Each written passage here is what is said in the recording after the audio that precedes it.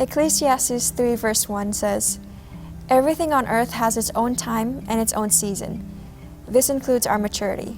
There are no shortcuts when it comes to maturity. It takes time.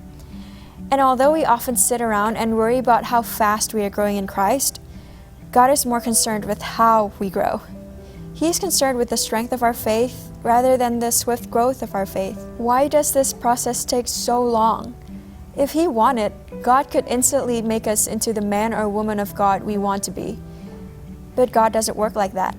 Instead, He chose to develop us slowly for several reasons. One being, we are slow learners. We often must be retaught lessons over and over again before we actually learn them. Another reason is we have a lot to unlearn. Many people go to God with a personal or relational problem that has developed over years and say, "Fix me," in a prayer. Well, the truth is, there is not a prayer that will instantly undo the damage of years in a sinful life. It requires hard work. A third reason why this process takes so long is that we are afraid to humbly face the truth about ourselves. This is why you cannot grow without a humble, teachable attitude. Growth is also painful and scary.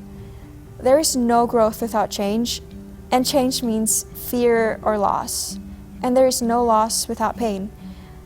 Finally, habits simply take time to develop. Paul told Timothy to practice these things. Devote your life to them so that everyone can see your progress. When we practice something over time, we get good at it. Repetition is the mother of character and skill. So, how do we cooperate with God in the maturity process? Well, first, we believe. We believe God is working in our lives even when we don't feel it. Remember that spiritual growth is sometimes tedious work, requiring one small step at a time. Second, keep a notebook or journal of lessons learned. Writing down things God has taught us will help us remember where we are and where we've been. Third, be patient and don't get discouraged. Great souls are grown through struggles and storms and seasons of suffering. Remember that God's timeline and ours are almost never the same. And that a not yet doesn't mean never from God.